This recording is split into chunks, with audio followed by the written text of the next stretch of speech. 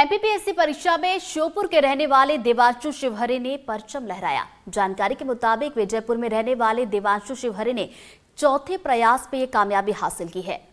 पहली रैंक हासिल कर अब देवांशु शिवहरे डिप्टी कलेक्टर बन गए हैं।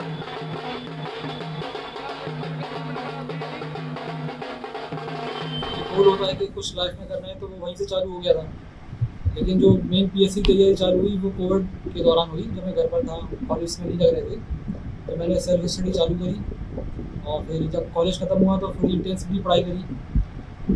पेपर होते गए, सिंपल प्रोसेस थी, कोई ऐसा कॉम्प्लिकेशन था नहीं, घर से काफ़ी सपोर्ट था, तो चीज़ें इतनी मुश्किल नहीं गई, अपना गाइडेंस अच्छा मिला।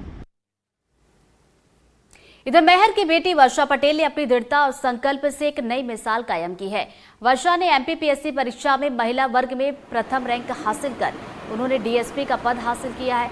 वर्षा से एनडीटीवी ने बातचीत की है। हमारे साथ बात करने के लिए वर्षा पटेल जी मौजूद हैं, जिन्होंने जो डीएसपी बन चुकी हैं। हम उनसे बात करेंगे। वर्षा जी, पहले तो बहुत बहुत शुभकामनाएं। जी भैया, थैंक यू। और कैसा रहा संघर्ष आपका, और थोड़ा सा बताएं। जी, संघर्ष तो रहा, अब थोड़ा और भी है। अगर इसके बाद वाला मेंस दो तो बच्ची के साथ देना पड़ेगा तो और ज्यादा दिक्कतें हो जाएंगी, पर ये है कि लगे रहना पड़ेगा, मेहनत करते रहेंगे, सफल होंगे। बस जब तक बनेंगे नहीं तब तक छोड़ेंगे नहीं। दिनचर्या क्या रहती थी आपकी? फिर दिनचर्या ये थी कि मैं मॉर्निंग में उठना पसंद करती हूँ। बहुत अर्ली मॉर्निंग तो नहीं उठती, मैं 5:30 से 6 के आसपास उठती थी। उसके बाद अपने जो भी काम है, जब कभी घर में रही या बीच में कभी इंदौर में रही एग्जाम के समय में, तो जो भी काम रहा वो काम वाम से फ्री होकर 8 साढ़े 8 तक मेरी कोशिश ये होती थी कि मैं उसके बाद अपना पढ़ाई शुरू करूं। बेटी, पत्नी और अब माँ, तो कैसा संघर्ष रहा आपका?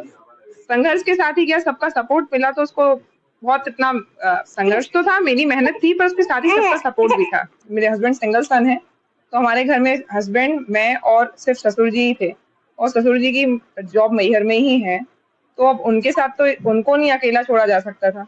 तो इस कारण फिर मेरे हस्बैंड ने ही जॉब छोड़ दी कि आगे की मैं अपनी पढ़ाई कंटिन्यू कर सकूं, क्योंकि बीच में कभी मेंस देने के लिए कभी सतना जाना पड़ता था, 6-6 दिन मेंस होते थे, तो फिर घर से अप डाउन भी नहीं कर सकते।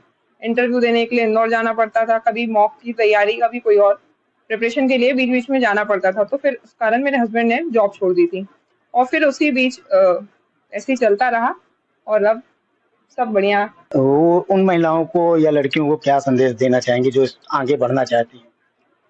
निरंतर प्रयास करिए, पहले सोचिए कि अपन को करना क्या है, उसके बाद उसके बारे में सर्च करिए, आगे कंटिन्यू करिए, धैर्य रखिए और कंसिस्टेंसी के साथ लगे रहिए।